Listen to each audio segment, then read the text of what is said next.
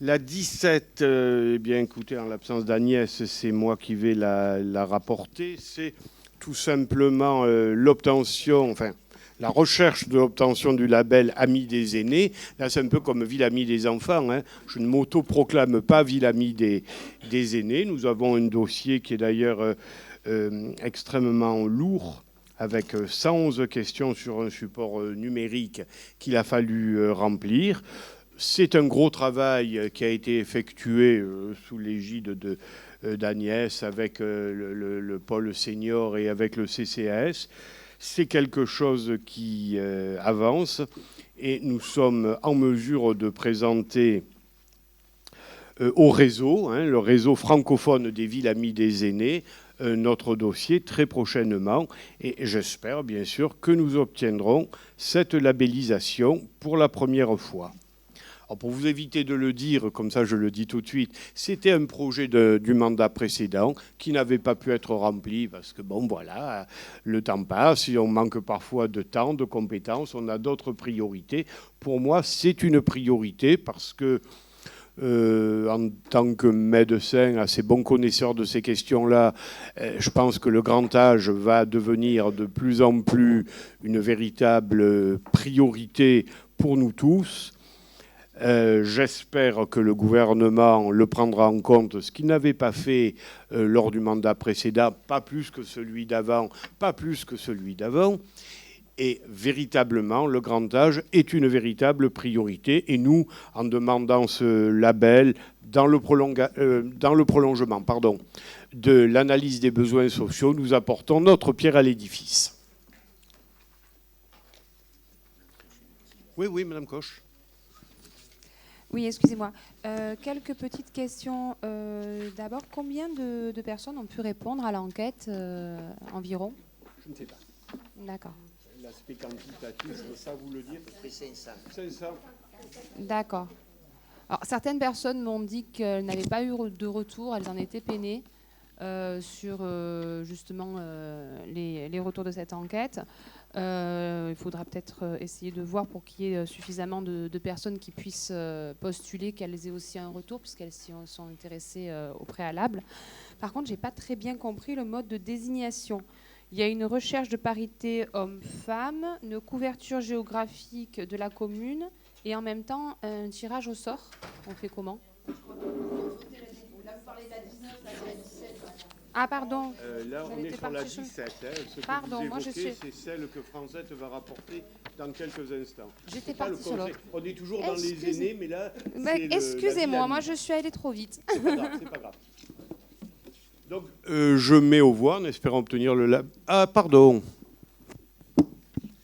Oui, Monsieur Amiel, deux questions concernant du coup cette candidature. Alors vous parliez effectivement de ce projet sur le précédent mandat, vous l'avez dit, le temps passe vite, vous aviez d'autres priorités, vous l'avez dit vous-même.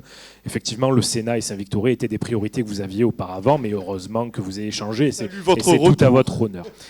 Concernant ce dossier-là, deux questions toutes simples. La première, ici, nous avons épluché l'intégralité de ce dossier qui apporte effectivement énormément d'actions dont la commune et les seniors ont besoin. Mais deux questions toutes simples. La première, vous avez sollicité un cabinet qui s'appelle Mazars. Alors en ce moment, la sollicitation de cabinets externes et privés est assez d'actualité de par ce que vous avez entendu, comme nous tous autour de cette table, avec les histoires de McKinsey et de M. Macron.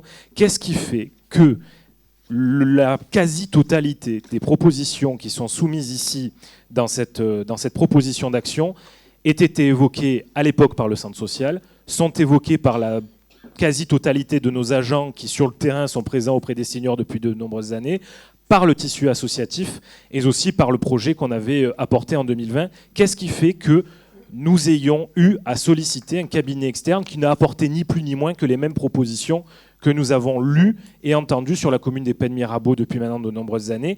Et deuxième question, quel est le coût de cette sollicitation externe et privée de ce cabinet? Alors, il est évident qu'on n'invente pas la poudre en trouvant des sollicitations que tout le monde peut trouver normales. Le seul intérêt de faire appel à des cabinets comme celui-là, qui est un cabinet spécialisé, c'est l'aspect quantifiable.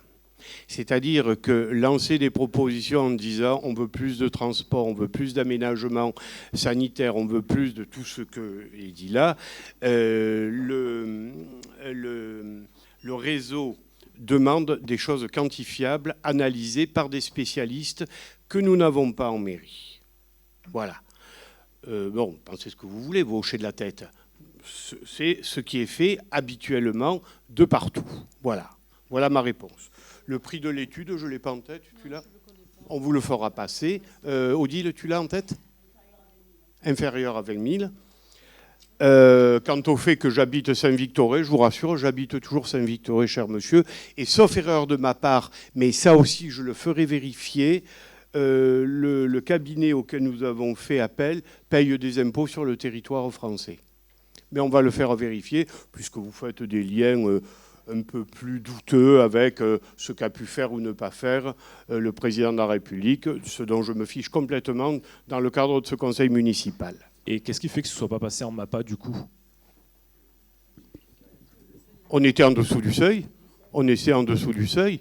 Non, mais les décisions et les investissements sont évoqués dans les marchés que vous nous transmettez chaque mois. Pour quelle raison cette dépense n'a pas été évoquée dans les marchés que vous nous donnez de manière mensuelle au début du conseil municipal ? Le marché de risque, on est en dessous du seuil.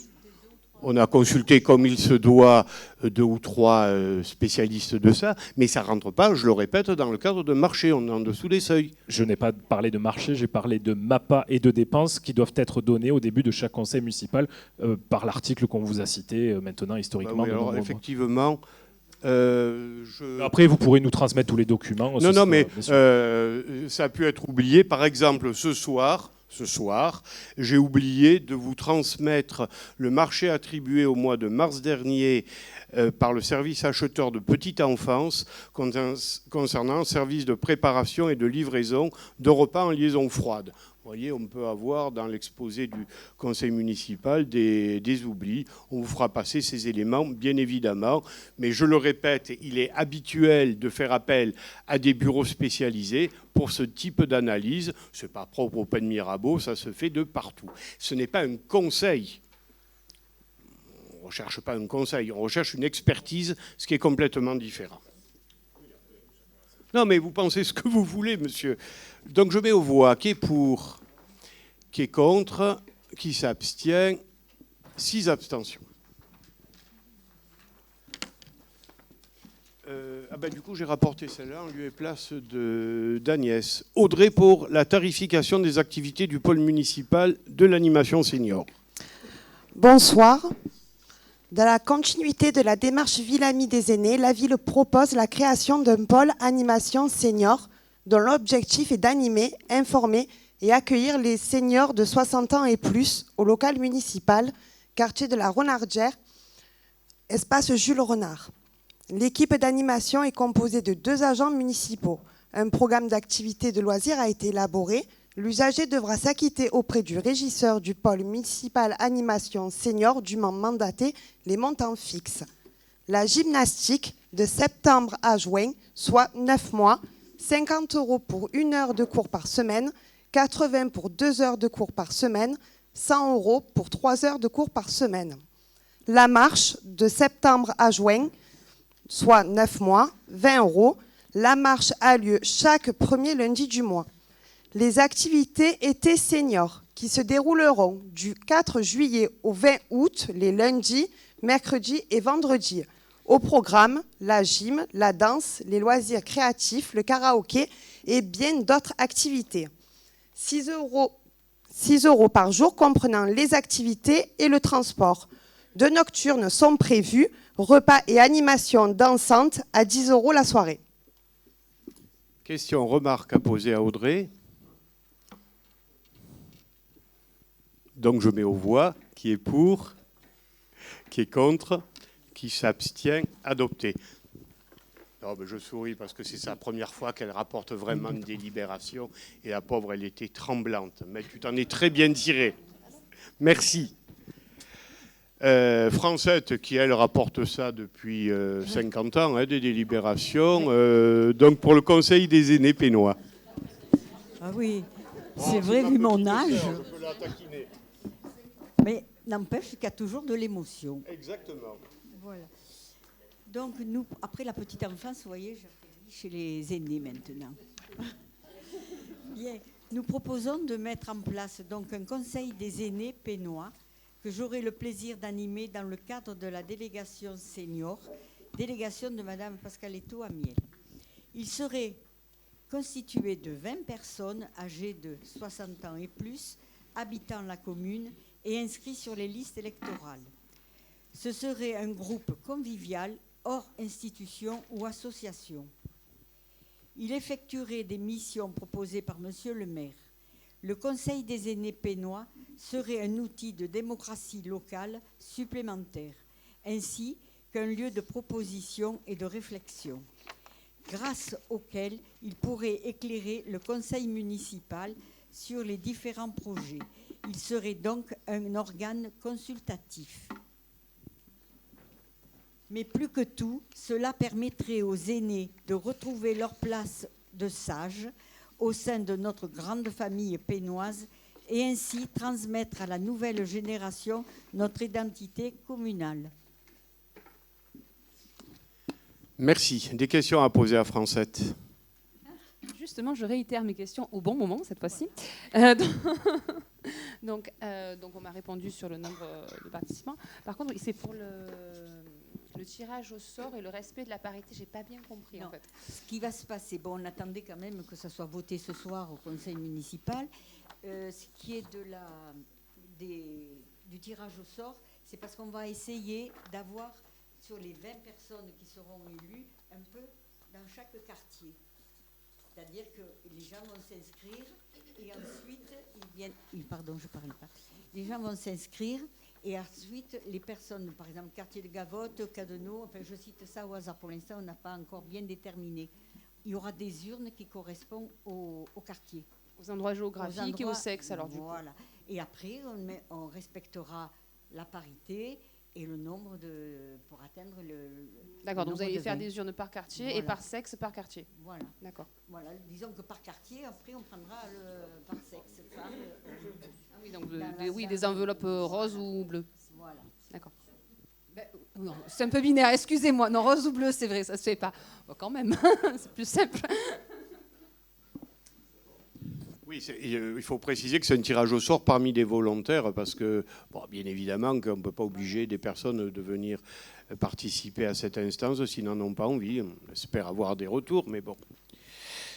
Bien, ben écoutez, je mets aux voix qui est pour. S'il vous plaît. Ah, pardon. Oui, oui. Merci. Juste par rapport à la charte, Oui. dans le 1, rôle et objectifs, donc il y a réflexion pour apporter une aide aux élus. Quelle aide Une aide aux élus. et quels élus? Mais là, l'aide, par contre, pour l'instant, on est en train de se mettre en place. On attendait cette délibération ce soir pour pouvoir reprendre le cours de la situation et de décider. Quand on parle d'aide, c'est l'aide à la décision, tout simplement. Voilà. C'est Décider. avoir un avis de la part de seniors sur des sujets qui ne sont pas d'ailleurs forcément des sujets seniors. Ils peuvent avoir des avis sur d'autres sujets. C'est l'aide à la décision pour ce qui est dans le 1 de la charte. Hein. Merci. Et quels élus? Est-ce que les membres de l'opposition seront invités à ces Donc, ce conseils? qui va se passer par la suite, quand on fera le tirage au sort,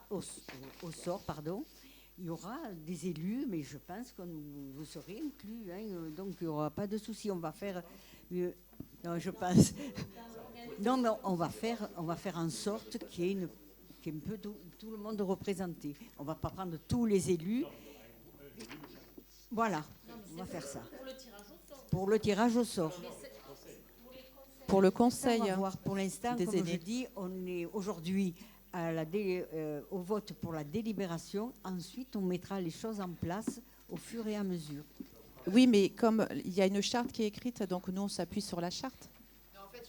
Caroline. Si je peux me permettre, en fait, l'idée, c'est que c'est le maire qui proposera des sujets Voilà. à ce groupe de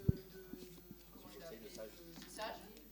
Et en fait, ils feront des propositions qui remonteront et ce sera un avis consultatif. Après, si chaque élu a un avis à leur demander, en passant par le maire, c'est le maire qui pourra faire redescendre les sujets sur lesquels ce groupe pourra travailler.